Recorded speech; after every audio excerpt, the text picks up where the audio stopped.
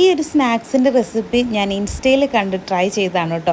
അടിപൊളി ടേസ്റ്റായിരുന്നു, മക്കൾക്കൊക്കെ ഒരുപാട് ഇഷ്ടപ്പെട്ടു കേട്ടോ. ഇതാ നമ്മുടെ വീട്ടിൽ ഇതുപോലെ കറുത്ത പഴം ഉണ്ടെങ്കിൽ മക്കൾ കഴിക്കില്ല, അല്ലെങ്കിൽ ആരും തന്നെ ഇത് കഴിക്കാൻ ഇഷ്ടമല്ല കേട്ടോ. കറുത്ത് കഴിഞ്ഞിട്ടുണ്ടെങ്കിൽ അതിന് മുമ്പുണ്ടെങ്കിൽ കഴിക്കുക. അപ്പോൾ കുറച്ചധികം വാങ്ങിച്ചുകൊണ്ട് വന്നിട്ടുണ്ടെങ്കിൽ മിക്കവാറും ഒരു 3-4 ഇങ്ങനെ കറുത്ത് പോകും. അപ്പോൾ അത് വെറുതെ കളയണ്ടല്ലോ എന്ന് വിചാരിച്ച് എങ്ങനെ ഇത് നമുക്ക് യൂസ് ചെയ്യാമെന്നറിയാൻ വേണ്ടിയിട്ട് ഞാനിങ്ങനെ വെറുതെ ഇൻസ്റ്റയിലൊക്കെ കയറി റെസിപ്പിയൊക്കെ തപ്പിയപ്പോൾ കണ്ട ഒരു റെസിപ്പിയാണ് കേട്ടോ ഇത്. ഇത് നമുക്ക് പഴംപൊരിയായിട്ട് ചെയ്തെടുക്കാം, പക്ഷേ അതിലും കുറച്ചുകൂടി ഈസി ആയിട്ട് എനിക്കിത് തോന്നി. അതുകൊണ്ടാണ് ഞാൻ ഇങ്ങനെ ട്രൈ ചെയ്തത്. അപ്പോൾ ഞാനൊരു 3 പഴം എടുത്തിട്ട് ഇങ്ങനെ ഒന്ന് ഉടച്ച് കൊടുത്തിട്ടുണ്ട്. അതിലേക്ക് നമുക്ക് പഴത്തിൻ്റെ മധുരം അനുസരിച്ചിട്ട് പഞ്ചസാര ചേർത്ത് കൊടുക്കാം. പിന്നെ ഒരു പിഞ്ച് ഉപ്പും കൂടെ ചേർത്തിട്ടുണ്ട്. പിന്നെ കളറിന് വേണ്ടിയിട്ട് ഒരു അല്പം മഞ്ഞൾപ്പൊടി ചേർത്ത് കൊടുത്തു. പിന്നെ അതിലേക്ക് ഒരു അര ബൗളോളം അരിപ്പൊടി, ഒന്ന് ക്രിസ്പി ആയിരിക്കാൻ വേണ്ടിയിട്ട് അരിപ്പൊടിയാണ് ആദ്യം ചേർത്തത്.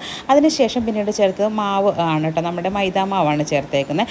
ഇത് ഒരു 2 ബൗളോളം ചേർത്തിട്ടുണ്ട്. അപ്പോൾ നമ്മളെടുക്കുന്ന പഴത്തിനനുസരിച്ച് വേണം കേട്ടോ ഈ പൊടികളൊക്കെ ചേർത്ത് കൊടുക്കാൻ വേണ്ടിയിട്ട്. പിന്നെ ഇതിലേക്കൊരു അല്പം ബേക്കിംഗ് പൗഡറാണ് കേട്ടോ ഞാൻ ചേർത്തേക്കുന്നത്, ബേക്കിംഗ് സോഡയല്ല, ബേക്കിംഗ് പൗഡർ ചേർത്തിട്ടുണ്ട്. നമ്മൾ കേക്കിനൊക്കെ ഇവിടെ യൂസ് ചെയ്യുന്നതാണ്.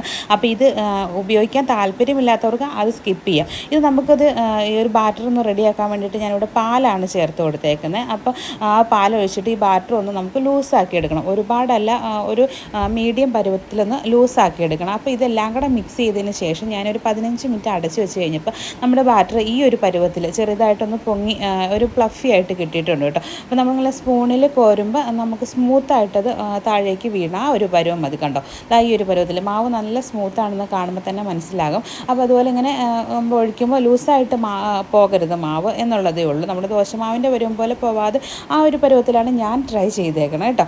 അപ്പോൾ ഞാനിവിടെ വെളിച്ചെണ്ണ ചൂടാക്കിയത് ഈ ഒരു പരുവത്തിൽ നമ്മളിങ്ങനെ ഇട്ട് കൊടുക്കാൻ പറ്റുന്ന ഒരു പരുവത്തിൽ ബാറ്റർ തയ്യാറാക്കിയത്. ഇത് നല്ല ഫ്ലഫി ആയിരുന്നു, കാരണം നമ്മൾ ബേക്കിംഗ് പൗഡർ ശകലം ചേർത്തിട്ടുണ്ട്. ഇനി ഇത് ഹെൽത്തി ആയിട്ടൊക്കെ കഴിക്കേണ്ടവർക്ക് ആ ഒരു ബേക്കിംഗ് പൗഡർ ഒഴിവാക്കിയിട്ട് മൈദയ്ക്ക് പകരം ഗോതമ്പ് പൊടിയോ കടലമാവോ ഒക്കെ ഉപയോഗിച്ച് ട്രൈ ചെയ്യാൻ സാധിക്കും കേട്ടോ. അപ്പോൾ എനിക്ക് ഇതാണ് കൂടുതൽ ഇഷ്ടം തോന്നിയത്. പിന്നെ നമ്മൾ വീട്ടിൽ മിക്കവാറും ഒന്നും ഇങ്ങനെ ഉണ്ടാക്കാറില്ല, വല്ലപ്പോഴും മാത്രമാണ് ഇതുപോലുള്ള സ്നാക്സൊക്കെ ട്രൈ ചെയ്യുന്നത്, അല്ലെങ്കിൽ ബേക്കറീസൊക്കെ വാങ്ങിച്ച് ഉപയോഗിക്കുന്നത്. അപ്പോൾ ഇതെന്താണെങ്കിലും ഇങ്ങനെയൊക്കെ ട്രൈ ചെയ്ത് നോക്കാമെന്ന് വിചാരിച്ചു. എന്താണെങ്കിലും ഒത്തിരി ഇഷ്ടപ്പെട്ടു. പഴംപൊരിയൊക്കെ കുട്ടികൾക്ക് ഭയങ്കര ഇഷ്ടമാണ്.